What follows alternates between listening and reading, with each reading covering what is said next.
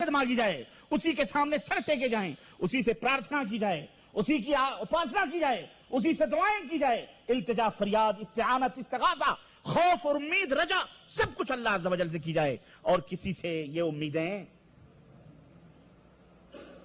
نہ رکھی جائیں۔ رسول، صرف رسول کی اطاعت و پیروی کی جائے، جس طرح اللہ کی عبادت میں، الوہیت میں، ربوبیت میں، اسماء اور صفات میں کسی بھی مخلوق کو شریک نہیں کیا جا سکتا، اسی طرح محمد الرسول اللہ صلی اللہ علیہ وسلم کی شان اور عظمت اور آپ صلی اللہ علیہ وسلم کی اطاعت اور فرما برداری میں کسی بھی امتی کو شریک کیا جا سکتا۔ بولو، یہ ہے عقیدہ، یہ ہے منہج جو ہم تمہیں دے رہے ہیں۔ مسلمانوں، اب اس کے اوپر بھی نہ کلمہ پڑھو اور نہ صحیح راستے پہ آؤ تو پھر ہم کیا کریں؟ ہم اللہ سے یہی دعا کریں گے، اللہم اہد قومی فإنہم لا یعلمون، اے اللہ ہماری قوم کو ہدایت دے، اس لیے کہ وہ نہیں جانتے، انہیں علم عطا فرما، محمد الرسول اللہ صلی اللہ علیہ وسلم کی سچی محبت عطا فرما۔ آخری بات کہہ کے میں اپنی بات ختم کرنا چاہتا ہوں۔ میدان قیامت، میدان محشر میں، اب میدان محشر تک میں لے کے پہنچا، یہاں سے لے کر شان دیکھنی ہے۔ صرف اللہ کے نبی دنیا میں جب تھے یا آپ چلے گئے، اس کا مقام آپ نے دیکھا، بہت زیادہ ہیں، کمالات ہیں، بہت زیادہ اوصاف ہیں، میں کہاں تک بیان کروں؟ آپ سن کے تھکیں گے نہیں، اور میں بیان کرتے کرتے تھک جاؤں گا۔ اللہ کے رسول صلی اللہ علیہ وسلم فرماتے ہیں، صحیح بخاری کی روایت، میدان قیامت میں جب لوگوں کے پسینے، ان کے کچھ لوگوں کے پسینے ان کے کمر تک، ان کے ایڑیوں تک، کسی کے گھٹنے تک، کسی کے رانوں تک، کسی کی کمر تک، کسی کی چھاتیوں تک، اور کوئی ایسے بھی ہوں گے جن کے پسینے کے لگام ان کے منہ میں لگے ہوں گے، کچھ ایسے بھی میدان محشر میں ہوں گے جو اپنے پسینوں میں ڈبکیاں کھا رہے ہوں گے۔ جب یہ حشر ہوگا میدان محشر میں، اور ازل سے لے کر ابد تک جتنے بھی ہیں سب میدان محشر میں جمع ہوں گے۔ حضرت عبداللہ ابن عباس کہتے ہیں، اتنی بھیڑ ہوگی کہ لوگ ایک دوسرے کے پاؤں پر پاؤں رکھ کر کے کھڑے ہوں گے، لیکن کسی کو ہوش نہیں ہوگا۔ سارے مرد، سارے عورتیں ننگی دھڑنگی ہوں گی، ننگی دھڑنگی، پیاس کی شدت اس قدر ہوگی کہ پانی کے لیے ترس رہے ہوں گے، زبانیں کتوں کی طرح باہر نکلی ہوئی ہوں گی۔ میدان محشر میں جب یہ منظر ہوگا، اس وقت اللہ کے حبیب فرماتے ہیں ڈولیاں نکلیں گی۔ چلو اب اللہ تعالیٰ، اب نبیوں کے پاس چلتے ہیں، سفارش کرواتے ہیں کہ اللہ سے سفارش کرو کہ اللہ حساب کتاب کر لے جلدی سے، جس کو جنت میں ڈالنا جنت میں ڈال دے، جس کو جہنم میں ڈالنا جہنم میں ڈال لے۔ اب یہ اذیت برداشت نہیں ہوتی۔ ایک ایک دن 50,000 برس کا ہوگا، 50,000 برس کا ایک ایک دن۔ اللہ کے حبیب فرماتے ہیں حضرت آدم علیہ السلام کے پاس لوگ جائیں گے، آدم آپ کو اللہ تعالیٰ نے پہلے پیدا فرمایا ہے، آپ نبی ہیں، اللہ سے دعا کرو کہ اللہ یہ ارض محشر کو کسی طرح سے حساب کتاب لے کر کے ختم کرے۔ حضرت آدم گھٹنے ٹیک کر رب کی بارگاہ میں دعا کر رہے ہوں گے، اور لوگوں سے کہیں گے اذهبوا الى غیری نفسی ونفسی، لوگوں جاؤ میرے علاوہ کسی اور کی طرف، میں تو خود گنہگار، میں نے تو جنت میں اللہ کے حکم کی نافرمانی کرتے ہوئے وہ درخت کا پھل کھا لیا تھا، اور اس گناہ میں مبتلا، اور اللہ سے میں توبہ کر رہا ہوں۔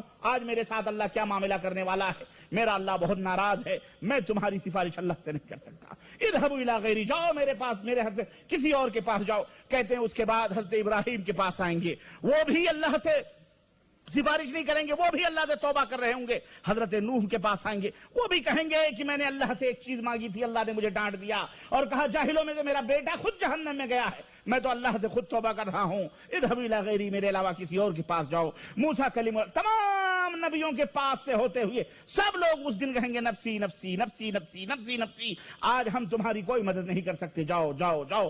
آخر میں حضرت عیسیٰ علیہ السلام وہ کہیں گے میں بھی نہیں کر سکتا، جاؤ جاؤ آخری نبی محمد صلی اللہ علیہ وسلم کے پاس۔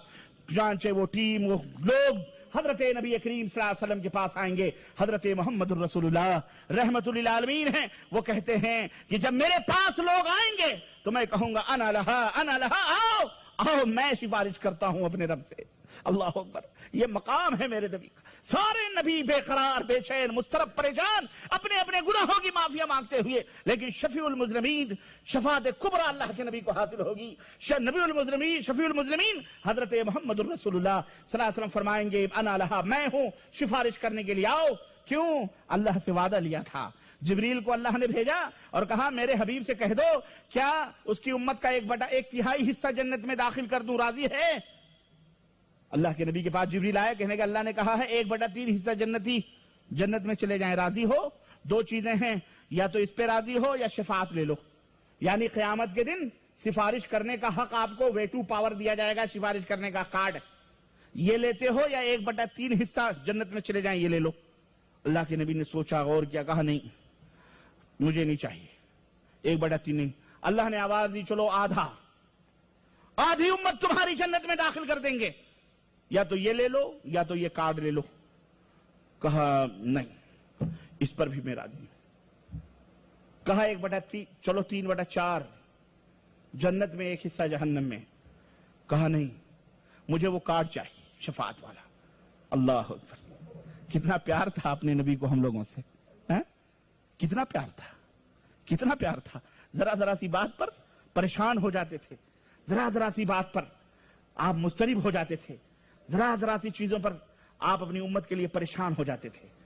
کسی کا غم نہیں دیکھا جاتا، کسی کی پریشانی نہیں دیکھی جاتی۔ غزوہ خندق کے موقع پر جب خندق کھودنے کا مشورہ دیا گیا اور خندق کھودی جانے لگی، بھوک کی شدت نے لوگوں کو پریشان کر رکھا، ایک صحابی نے کہا اللہ کے نبی یہ دیکھو پیٹ پر پتھر باندھے ہیں اور صبر نہیں ہوتا، بھوک لگی، پیٹ پر پتھر بندھا ہوا، اللہ کے نبی کھانا چاہیے۔